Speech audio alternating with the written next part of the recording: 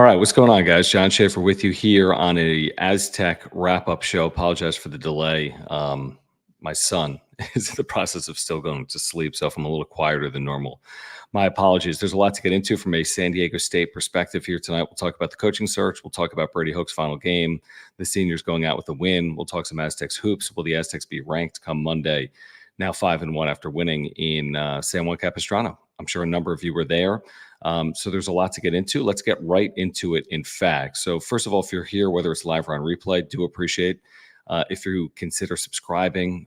This is a bit of a passion project for me. If you are an Aztec fan, would appreciate it if you subscribe. So please subscribe if you are here, whether it's live or on replay. If you wouldn't mind smashing the like button for me, you can follow me on Twitter at John Schaefer, JONSCHAEFFER. And let's get right to it. I think the latest news here in the search, and we don't know how long this is going to go on. We found out about 10 or 12 days ago that Brady Hoke was retiring at the end of the season. Aztecs go out winners. They do it over Fresno State, which is pretty sweet to do. They get the old oil can back. They play as well as they played all year. Last night, they win 33-18 at Snapdragon. They finish off a 4-8 season, but they go out as winners. So congratulations to Brady Hoke and the senior class for picking up a victory yesterday. And of course, you turn the page now to San Diego State's coaching candidates. And we had already heard about a couple that we talked about last week. We heard about Tony White, Nebraska's defensive coordinator, who of course spent about 9 years on the Mesa as an assistant, a cornerbacks coach with the Aztecs. He's done a really good job with Nebraska this year. I know they went only 5-7, but he was the DC for Nebraska. They had a top 20 defense, I think, in total yardage and points allowed this year. And again, is a really well-respected coach who has yet to be a head coach that has ties to San Diego State. Yes, he's a defensive coach, but is known to be a very good recruiter and did a good job at Nebraska despite that 5-7 overall record because their defense was really the calling card for that team. We also heard about Brennan Marion, UNLV's OC, who is young. He's only 36 years of age. Tony White, I think, is 44, 45. But UNLV has been a revelation, obviously, this year. The top 25 offense, 9-3 overall, even with a loss to San Jose State this past weekend. They're in the Mountain West Championship game. They're going to host Boise State. Even in the loss, they scored 31 points this past week. So there's been a lot of talk about Brennan Marion, who's really done a nice job. He's coined this go-go offense. It's only his first year as an OC at the FBS level, but he's been a previous offensive coordinator, I think, at 2 previous FCS stops, Howard and William & Mary, potentially, for Brendan Marion, who has been quoted publicly in the UT in terms of a desire for the job. Now, we found out within the last 24 hours, I think The Athletic was the first to report it, then Ken Niumatalolo, the longtime Navy head coach, who's on staff in an advisory role right now at UCLA with the Bruins under Chip Kelly, has also been contacted, I believe. I think that's the right terminology. I'm not sure if he's interviewed or if he's been contacted or if he reached out to San Diego State. But Ken Niumatalolo, who at times had Navy rolling. Now, it did not finish well. He had 3 consecutive losing seasons. Of course, the offense they ran at Navy as an academy was a triple option. So that would be obviously unconventional, and you're not going to run a triple option, you wouldn't think, at San Diego State. But a well-respected coach that did really a phenomenal job for the better part of a decade at Navy. It did not go well at the end, but a highly respected individual, again, with ties to a triple option, which I don't think is going to be, overly appealing for a lot of Aztec fans. But then again, if he brings in an offensive coordinator that runs a different offense, more of a RPO offense. I think he was considered a couple of years ago for Arizona's head coach job before whomever they ended up hiring, who's done an amazing job right now, who we saw the last 3 years. If you know the name that's failing me right now, just put it in the chat because I forget who's at Arizona right now. But before they hired whomever they hired, Niumatalolo was considered, and he was considered despite the fact that he was running a triple option again at Navy. He was going to bring in a different option, obviously, if he got the Arizona job. So those are the names right now that we've heard linked to San Diego State. You've got Ken Niumatalolo, longtime Navy head coach, who's at UCLA right now. You have Tony White, who spent 9 years at San Diego State, the Nebraska DC. You have Brennan Marion, the UNLV offensive coordinator, top 25 offense in the country, 9-3 overall, complete resurgence. He's only 36 years of age. Jed Fish, thank you, Don. Appreciate that. I don't know why that failed me. Thank you, Brian, for letting me know.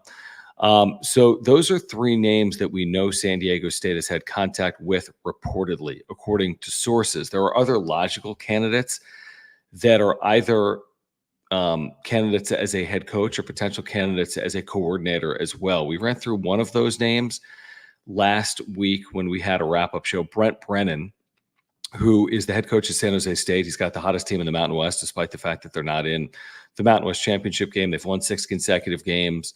They beat San Diego State during that 6-game winning streak. They just won in Vegas this past weekend. They deserve, based on the way they're playing right now, I think, to be in the Mountain West championship game, even though they were left out because of metrics, but they're playing as well as anyone in the Mountain West right now. They're one of the hottest teams in the country, in fact, certainly outside of the Power Five. He's done a really good job at San Jose State. I want to say his first 2 years, he was either 3-21 or 3-22, and the last 4 years have been great. San Jose State, the COVID year, won the Mountain West, and they've played good football since 2020. Well over 500 overall record for Brent Brennan since 2020. Has ties to Oregon State because he coached there previously. He might be on their short list potentially. I said last week, maybe it's not the sexiest of names, but has California ties, has done well in the quarterback recruiting game with Chevin Cordero, who has been at San Jose State and performed well the last couple of years. So again, because of his ties to the Mountain West, because of his ties to the state of California, I think will be a sought-after name this offseason, potentially with Oregon State, potentially with San Diego State, maybe even others, for Brent Brennan, who has done about as much as you can possibly do potentially at San Jose State with their resources. You would think San Diego State would have more resources, facilities, revenue, salary pool potentially for Brent Brennan to work with. So it's a name that, again, hasn't really been sourced in terms of link to San Diego State, but I think it is a name to keep an eye on. In terms of coordinators, you've got a couple of interesting names with ties to San Diego State on the defensive side of the ball. You have Zach Arnett, former San Diego State DC, took over at Mississippi State as the head coach, here recently, and then was fired, I think 10 games into the season after the tragic passing of Mike Leach. He was hired, and he was fired within the same year. Now, he's going to be a highly sought-after defensive coordinator, a very highly sought-after defensive coordinator. If San Diego State could somehow lure him as a DC, if not as a head coach, I think he'll get consideration potentially for Group of 5 head coaching opportunities if he wants them. But he'll be a highly sought-after defensive coordinator candidate, you would think, of the Power 5. And then you have Danny Gonzalez, who was just fired, I think, either today or yesterday at New Mexico, former San Diego State defensive coordinator, 4 years in New Mexico. I thought he did a pretty good job this year. They were in a lot of games. I think they ended up winning 4 or 5 games this year. Had a couple of good wins, including Fresno State just a couple of weeks ago. He also will be highly sought after as a defensive coordinator because of his ties to Brady and Rocky and the 3-3-5. So Gonzalez, Arnett run a 3-3-5. Tony White, of course, would run a 3-3-5. So I think that's something that San Diego State prides themselves in running, and it's been successful the last 15 years. They took a step back, obviously, defensively this year in going 4-8. But it is something I would envision or could envision San Diego State running moving forward. So those are the names. I mean, in terms of, outside the box names, we talked a little bit about that last week as well. It looks like Oregon State's offensive coordinator is going to follow Jonathan Smith with Jonathan over to Michigan State, because Jonathan Smith this weekend accepted the Michigan State job, which was a little bit of a surprise. But if you follow it, it shouldn't come as much of a surprise considering Oregon State and all the question marks around the Beavers program in Corvallis, because the Pac-12 has essentially evaporated around Oregon State, and they might continue to spend at a Power 5 level. But, can they remain competitive? Are they technically a Power 5 program? There's all these open-ended questions about Oregon State. So Jonathan Smith leaving for Michigan State, along with his offensive coordinator, reportedly. Then you've got Ryan Grubb, who's the OC at the University of Washington, who could get Power 5 offers, excuse me, over the next week or two. He's obviously coaching in a Pac-12 title game coming up on Friday night in Las Vegas.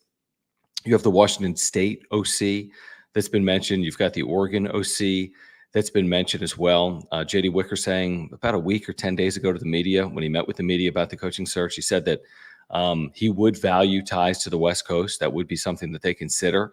Ties to San Diego State, of course, wouldn't hurt a candidate, but that is not necessarily a prerequisite for a candidate at San Diego State. So those are some of the names I think that are out there right now for San Diego State. If I'm missing someone, please put it in the chat. If there's a name you'd want me to discuss or a name that you've seen out there that's been discussed over the last week or two, please put it in the chat and we can discuss that here tonight. And again, as you make your way in, whether it's live or on replay, really would appreciate it if you subscribe. Just got this channel off the ground in the last few months. Been trying to do it as often as possible. The more interaction that there is, the more subscribers that there are, the more likes that these videos get, the more videos that I'll be producing and the more content I'll be providing. So if you are here live or on replay, if you wouldn't mind subscribing, would really appreciate it. Year-round content for Aztec fans, whether it's football fans or basketball fans, we are here for you on the Aztec wrap-up show. Smash the like button for me as well, if you wouldn't mind, and follow me on Twitter at John Schaefer. That's JONSCHAEFFER. I want to get to this from Jackson. Thank you, Jackson. He says, keep up the great work, John. Love the content. Who would be your preferred choice for a head coach? Excuse me. I don't really have a preferred name. I'm intrigued by all of the names, and it's kind of enjoyable to follow something like this because San Diego State hasn't gone through a search like this in basically 15 years since they hired Brady a first time around. So it's interesting to watch. I think a lot of fans are intrigued by the idea of going offense first with the head coach. But I think San Diego State would prefer to make the best hire as opposed to the best offensive hire. And I think if they do hire a defensive coach, quote unquote, they will obviously look to bring in an offensive coordinator that can improve San Diego State's offense potentially. Now, I think Ryan Lindley has done a good job, to be honest with you. I think you consider the circumstance, replacing the receivers on the outside this year, the Shavers and the Matthews. I think they did take a step forward on offense, especially, games like Boise State, Fresno State yesterday. I think we saw some creativity yesterday. They go for over 400 yards in that victory against Fresno State.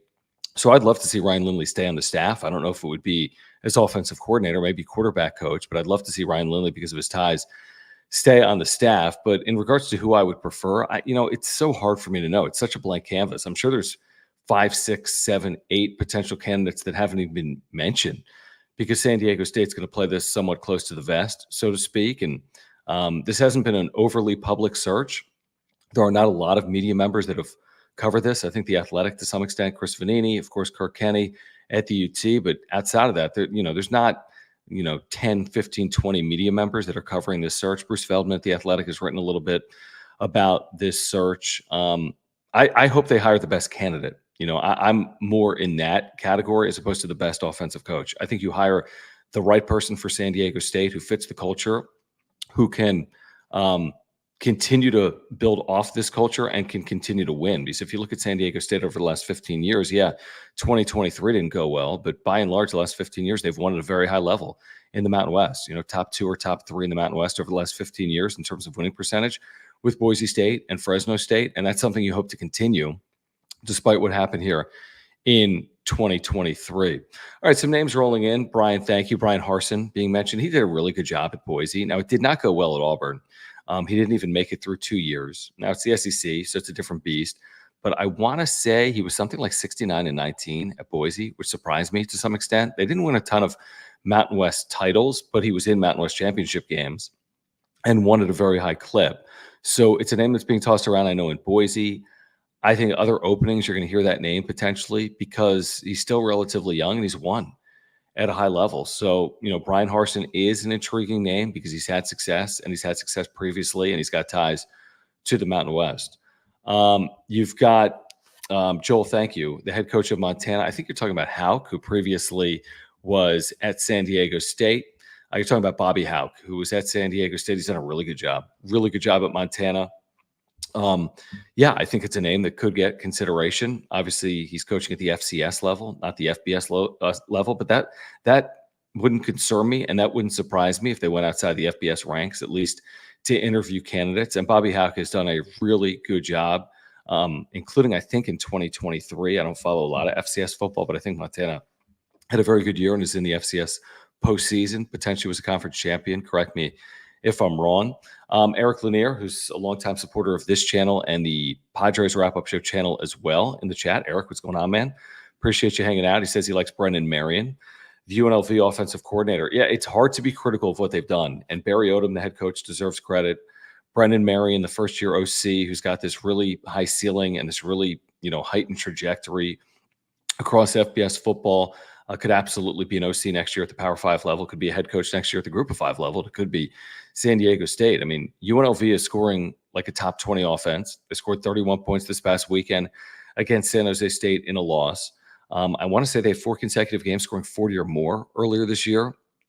And it's UNLV, and they're 9-3, and they've been irrelevant for 25 years. So Odom and Marion deserve a lot of credit for accomplishing that here in 2023. Now, is it too soon because he's 36 years of age? Is it too soon because he's only called plays for 1 year at the FBS level? Potentially, but is it an interesting name? Could it be an OC at San Diego State under a defensive-minded head coach like a Tony White or a Zach Arnett, right? These are the questions I think that are probably being tossed around by the Aztecs. Let's see. James, thank you, man. He says, John needs a diehard Aztec person to join him in these streams, but that would be cheating on Jim. Oh, I'm fine to cheat on Jim. I am fine to cheat on Jim. And I promise you this, it will not be Jim, because Jim is not a diehard Aztec fan. This is kind of a solo venture. I enjoy doing this as a side project. And I just feel like I've got such interest and passion, and there's a lot of Aztec fans that are interested in this type of content that I just like doing it for Aztec fans. And while there are others that cover the Aztecs, I just kind of like doing this solo. It's completely different than what I do with like the Padres wrap-up show, if you've ever watched that, or what we do on John and Jim. But I think the more we do it, the more that the style is going to work. But appreciate it, James. I'm comfortable doing it right now as a solo project. Maybe in the future, one day it'll change. It'll be a 2-person show, but right now it's going to be a solo project. Bobby Hoke was at UNLV previously. Again, that's a tough job, Brian. There's no question about it. What they're doing right now is impressive because it hasn't really been done for the last 25 years. You know, it's funny you mentioned this name. What Moore has done, is it Sharon Moore at Michigan, who's been the head coach, the acting head coach the last 3 weeks with Jim Harbaugh on suspension. You know, the win against Ohio State, and he beat Penn State, and 3-0. Michigan's 12-0. He's gotten a lot of acclaim from his players and the coaching community and the media for the job he did at Michigan. It's intriguing. I don't know anything about him. I know nothing about him other than what he has said post-game the last couple of weeks, crying in State College after the win against Penn State and saying that the coaches and the players had run through a wall for Jim Harbaugh this past week when they beat Ohio State. I mean, I think he called close to a perfect game this past week against Ohio State to win by 6. Interesting name. I have no idea his what his previous stops are. I don't even know what his ties are, whether it's offensively or defensively. I don't know anything about him other than what I've seen on the sideline the last 3 weeks for a team that's likely headed to the college football playoff. But yeah, if he has interest in coaching or being a head coach, you would think he would get looks based on what has transpired here in Ann Arbor over the last couple of weeks. Yeah, Shane talked about this off the top. He says, sounds like we interviewed Ken Niumatalolo. Any thoughts? I mean, my thoughts are this. I mean, obviously, a lot of Aztec fans, I think, initially are going to say, well, hold on. He ran a triple option, right? That's the last thing we want to see at San Diego State. But then again, if he came in as the head coach, that doesn't mean that they'd be running a triple option. In fact, we know that San Diego State would not be running a triple option. So he'd have to bring in an OC to run a different offense. I mean, you look at the success he had, 3-time AAC Coach of the Year. You look at his playing career. I mean, he was a quarterback at Hawaii. He's currently at UCLA. Like, listen to the run he had. Like, this is from 2008 on. Just listen to this. I'll read through it. 8-5, 10-4, 9-4, 5-7, 8-5, 9-4, 8-5, 11-2, 9-5, 7-6, 3-10, 11-2. That was through 2019. So he was completely rolling. The issue was the last 3 years. 3-7 in the COVID year. Okay. It was a COVID year. Everything was, a miss. Then 4-8 in 2021, 4-8 in 2022. So his final 3 years, they went 11-23. And he was still 109-83 overall at Navy. So if you took his career through 2019 and eliminated those, 11-23 finish, what would he have been? He would have been 98. He was 98-60 at one point. I mean, that's really impressive, especially in the academy. He was completely rolling.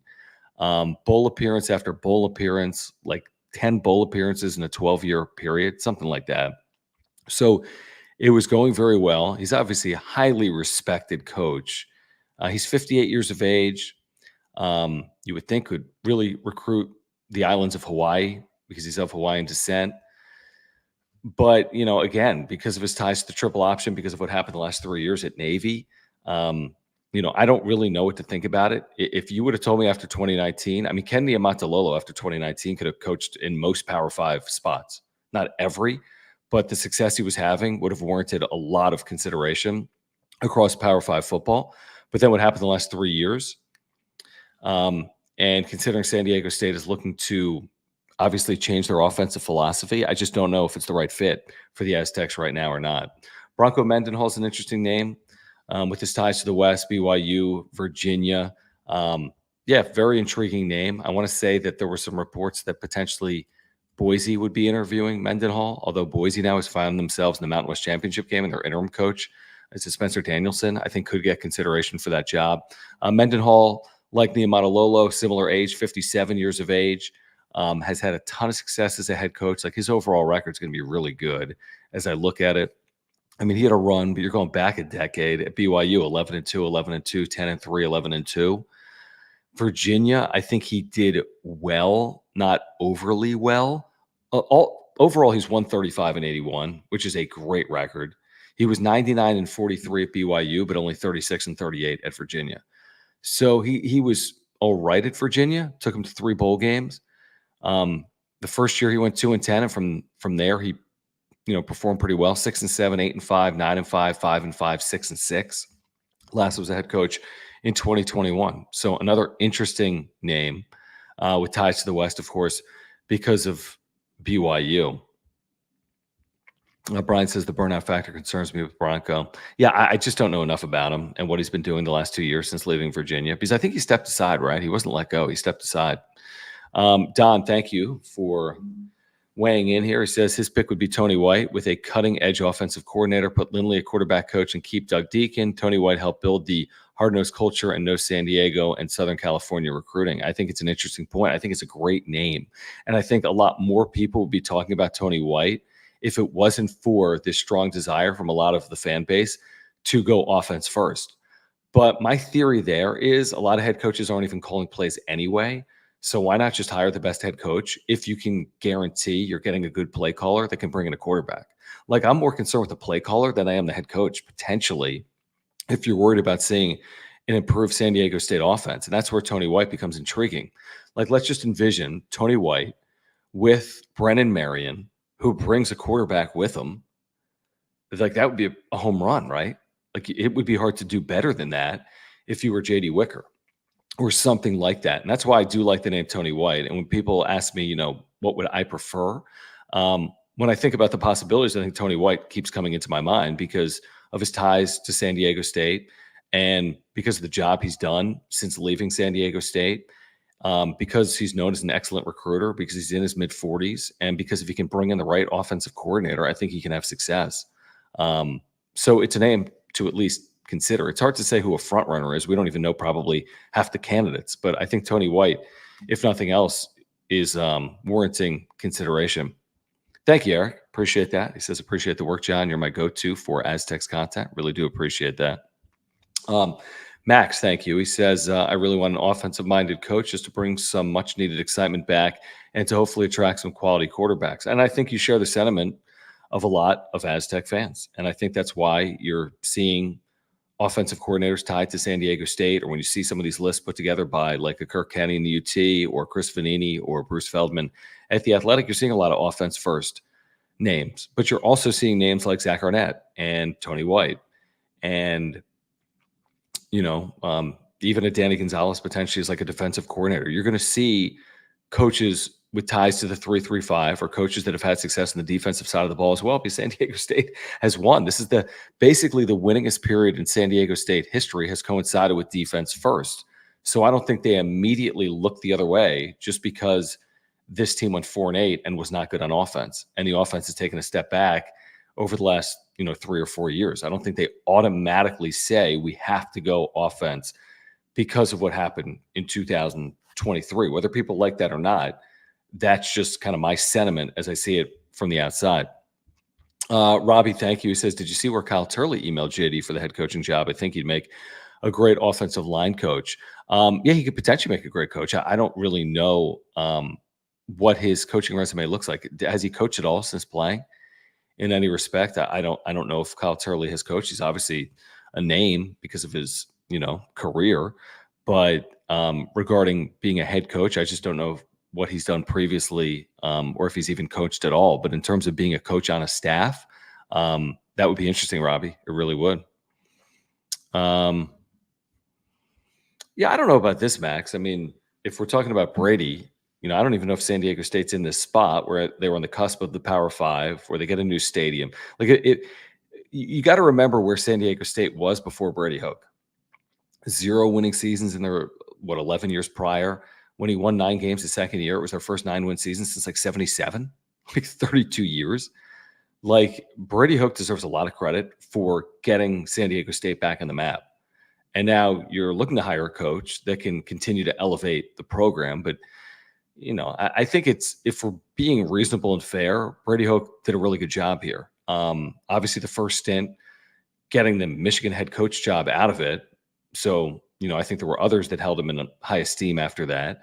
And what he did these last 4 years was challenging, obviously, COVID, but then 12-2, and then 7-6. And then this past year wasn't up to standard. There's no question about it. But the idea that it was some failure or it wasn't successful, I think by and large it was. 2023 wasn't, but I think there were a lot of successful years in there. His second year, the 12-2 years, the most wins in the history of the school. Last year wasn't some extreme, absurd disappointment that Fresno State game was, where they had an 18-point lead that completely changed the course of the season potentially for the Aztecs. They went 7-5 in the regular season last year. And, that's not the worst year in school history. Now, this year wasn't up to standard. They want to compete for conference championships and get to conference championship games and be one of the better group of 5 teams in the country. And 4-8 wasn't good enough. And I think all parties recognize that, and they want to get back to where they were just a couple of years ago, and they're winning 10-plus games. But, to be fair, I think Brady's legacy is pretty secure at San Diego State. Brian, thank you. He says, Jeff Tedford, culture guy, hires good offensive coordinators, recruits great quarterbacks. I'd be shocked by that with his ties, obviously, to Fresno State. And just at this stage in his career, that would be very surprising to me. But, of course, Jeff Tedford has recruited quarterbacks incredibly well for the last 25 years and has coached incredibly well. He's been one of the better group of 5 coaches in the country. And that's why Fresno State has, been, you could argue on par with San Diego State over the last 15 years, right? I mean, Fresno's had some really good teams. Jeff Tedford's a part of some of those really good teams at Fresno State. Yeah, and I'm with you, Max. I know that you're just kind of probably saying it facetiously or joking. He says, I agree. That's true. I was mainly just focusing on this final year, which isn't fair to the overall job he did. Yeah, this year wasn't good enough. And I think Brady would say that, and he would tell you it was disappointing. And I think he recognized that now is the right time to do this. And I think San Diego State's administration realizes that they want to put themselves in a position where they're winning at a higher level than they won this year. But it's about more than just, you got to win the right way here, is what I would say. I think Brady and Rocky really built a strong culture, and there's a lot of assistants that were part of that as well. And, I don't think this is going to be the Colorado situation. I don't think 80 new scholarship players are coming in. I don't think everyone's going to be forced out. I don't think you're going to see wholesale change. I think they believe they have some players in place that can contribute on both sides of the ball. And of course, there's going to be changes. It's modern FBS football with the transfer portal and with NIL. So there's going to be change, and I'm sure there'll be significant change, but it will not look like Colorado. JD Wickers, essentially said that when he spoke to the media a couple of weeks ago. Football is changing, but this is not going to be the Colorado situation at San Diego State. Brian saying Tedford rumored for Oregon State. It would be an interesting hire.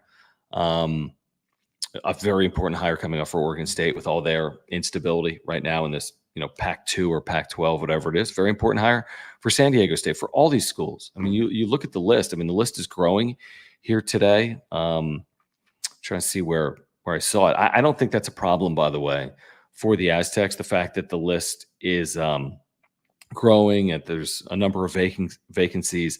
I think San Diego State's job is a good one. I think you look at some of the Power 5 jobs that are open. They're not, the best Power 5 jobs, and some of the Group of 5 jobs. I think San Diego State's at the top of the list. Chris Vanini at The Athletic saying that San Diego State was a better job than Boise State by a thin margin. Some of these Power 5 jobs that are open, Indiana has not traditionally been a good job. Houston, I think, is an intriguing job now in the Big 12. But some of these other jobs that are open are lower level group of 5 jobs. And then some of the higher level Power 5 jobs, we weren't competing for those head coaches anyway. I mean, the Texas A&M job, the Michigan State job, I mean, obviously those jobs are paying like $10 million a year. So San Diego State isn't going after that same candidate pool.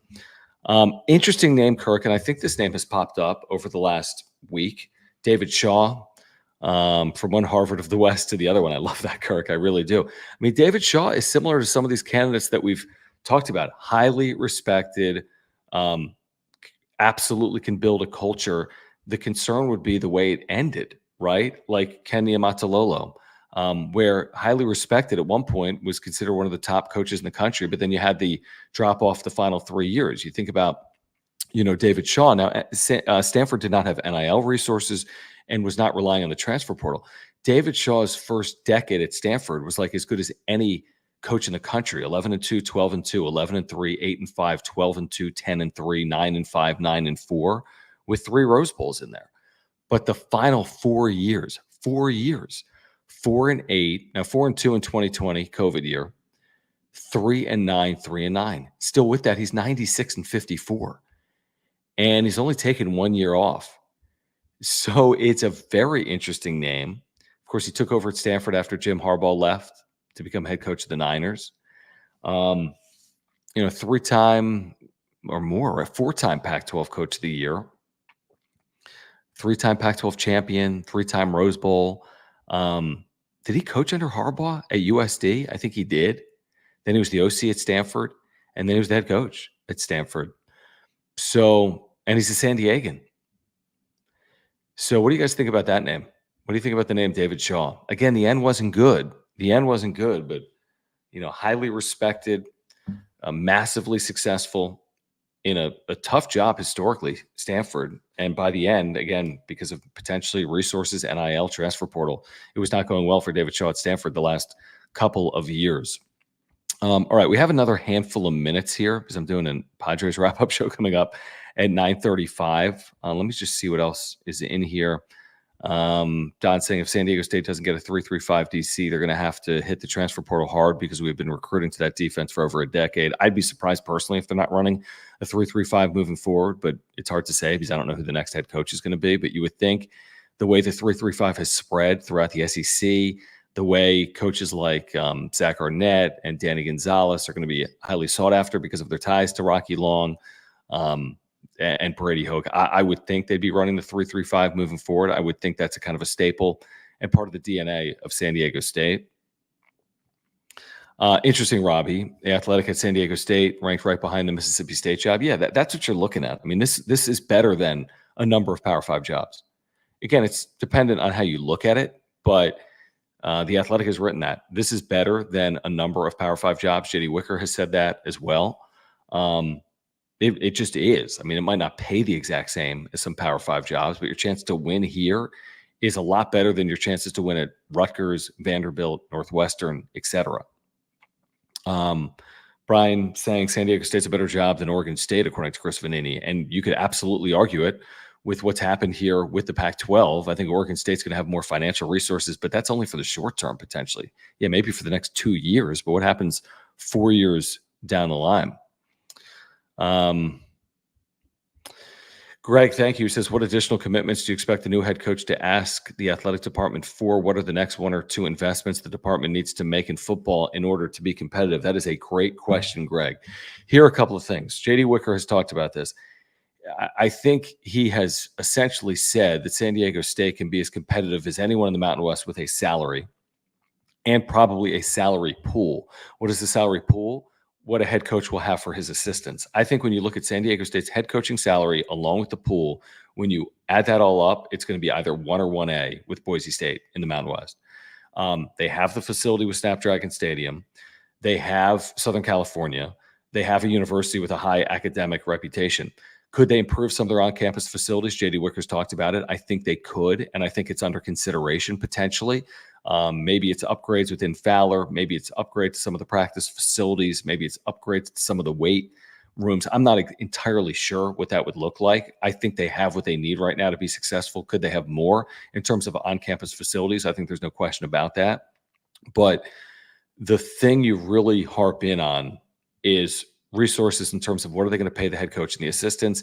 And if San Diego State is at the top of the Mountain West, then they're essentially at the top of the group of five. Yeah, there are going to be others that are going to be, you know, private schools out east like Liberty or the Coastal Carolina, right? There's some programs that have really spent in the group of five.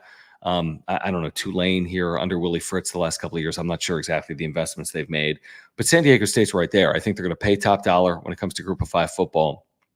They have Snapdragon Stadium. I think they could make some investments on campus with facilities related to football, and JD Wicker has discussed that, and they, I think have the resources available to do that. Now, what are they going to do in the NIL space? Again, that's more a discussion for the collectives than it is for the university, because the university can only go so far when it relates to name, image, and likeness. So that's something that's a little bit above my pay grade. But it's something that I think the Aztecs recognize that they probably need to be more heavily involved in the NIL space to retain talent, lure potential players, and, to put themselves in a position where they're in the, I don't know, top third, potentially the Mountain West. I don't even know if they're not there right now in the Mountain West, but NIL is important. It's just important whether you're in the Power Five or the Group of Five. Every school could probably be doing better outside of like the top three when you look at like the Alabamas and the Ohio States and the Michigans. So I think there's an emphasis probably on NIL. There's an emphasis potentially on campus facilities. But I think other than that, San Diego State is really well positioned. Great point, Don. If you haven't joined Aztec Link, you should. You really should. I mean, if you support Aztec athletics, whether it's Aztec Link, Mesa Foundation, it's important. It really is. And you can do it for like $1 a month or whatever you can contribute to something that's impactful. It's a way to retain student athletes at San Diego State, and it's critically important. If you look at what's going on in the portal and NIL, things like Aztec Link, Mesa Foundation, supporting NIL collectives around San Diego State, there is no question about it. That is critically important. All right, final couple of minutes of the show. I want to say this. San Diego State basketball, if they're not ranked tomorrow, that's a shame, and people aren't paying attention. They're 5-1. I know some of these wins have been close, but they are 5-1 with good, high-quality wins. Yes, Cal is in the 100s in KenPom, not in the top 100, but they're pesky and dangerous, and they've got high major players on their team. And at some point, they're going to knock people off in the Pac-12, and it's not going to surprise me because I watched them yesterday firsthand. But you look at the wins they've got already: San Diego State, Long Beach State, St. Mary's, Washington, even a Fullerton, Cal yesterday.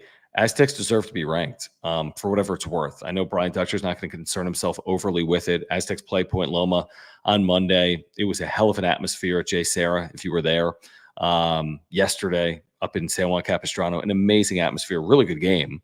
And credit to Cal for coming back from 12 down. Aztecs found a way, though, in overtime again. And not only should the Aztecs be ranked, they should be in the top 20, to be honest. If you look at the resumes around college basketball, if you're basing it on this year's accomplishments, there's no reason San Diego State should not be in the top 20. I do expect them to be back in the top 25 potentially tomorrow. And if they're not, shame on the voters. Shame on the voters, because San Diego State has, has really challenged themselves at the schedule at BYU, Washington, St. Mary's, Cal. They're going to Grand Canyon in about a week. They're still going to Gonzaga. They've got Stanford. They got road games at UCSD. I mean, teams coming off a trip to the Final Four don't usually challenge themselves like this. And sometimes they try to get out of games like the games that the Aztecs are playing this year. Credit to Matt Soria, Brian Dutcher, Matt Soria on Brian Dutcher's staff who does scheduling. I mean, the schedule is incredible. But you're not going to see Kansas play, across town at UMKC, Missouri, Kansas City. But San Diego State's playing UCSD. You're not going to see Kansas play at Grand Canyon. You'll see San Diego State do it. You're not going to see, other programs potentially play Gonzaga. But the Aztecs want to challenge themselves. They think they'll be better off for it in the second half of the year and hopefully in the NCAA tournament, a lot like last year. When they played in Maui, lost 2 out of 3 games in Maui. They were better off for it, though, down the stretch. So whether they're ranked or not, they're just trying to build a resume. The metrics are very good. Top 20 right now in KenPom. 5-1 with good quality wins, and they'll look to build on that this week with Point Loma, very quality Division II program, one of the better Division II programs in the country over the last handful of years. That'll be Monday at Viejas, and then Friday at UCSD. Then they go to Grand Canyon, and then it goes on and on and on. Stanford to come in December, Gonzaga, and then Mountain West Conference play as well. And to Don's point in the chat, BYU right now, like there's no shame in losing in Provo. The Aztecs are 4-31 all time in Provo, and BYU is 6-0 and top 10 right now in KenPom. So like it's as good of a loss as you can basically take. And that's what the Aztecs, took. And, I credit them for scheduling the game. They could have hosted Mississippi Valley State and be 6-0 and be ranked 11th right now in the AP, but they played BYU and they lost that game. And ultimately they're going to learn from that and be better off for it in the second half of the year. Real quick, a final name here from John. What about Dino Babers? Was an SDSU assistant, and I think he would be good here. Syracuse was tough for him. Yeah, it's interesting because he's had such a fascination with the 3-3-5, hiring all kinds of San Diego State assistants, including Rocky Long, obviously, to guide that 3-3-5 this past year. He grew up in San Diego. He was born in Honolulu. I'm just Googling right now. But an offense-first coach, and he had that offense rolling at times at Syracuse. That's one of the toughest Power 5 jobs in the country. 10-3 in 2018, 7-6 last year. I mean, he had a lot of like 5-7 years outside of that 10-3 year with Syracuse in 2018, 7-6 a year ago, a couple of bowl games overall. It's an intriguing name, it really is. Like former OC at Texas A&M, former wide receiver coach. He had a pretty prolific offense at Syracuse at times. And again, has a lot of ties to San Diego State because he wanted to implement that 3-3-5 and hired a number of former Aztec coaches to run that 3-3-5 at Syracuse. So a very interesting name, and a name that, I hadn't really thought of. I know he was just fired by Syracuse, and sometimes you might not be apt to hire a coach immediately after being fired, but it's interesting because of his ties to the West and San Diego and his offense first. It's an interesting name. I like that, John. I really do. All right, guys, I got to roll. If you're here, please subscribe. Year-round content for Aztec fans. That's all I ask of you. If you're here live or on replay, if you're looking for more of this, the more subscribers, the more likes, the more I'm going to be doing this. So please subscribe. If you're here, we have year-round content for Aztec fans. Smash the like button for me if you wouldn't mind. Follow me on Twitter if you wouldn't mind, at John Schaefer. That is JONSCHAEFFER.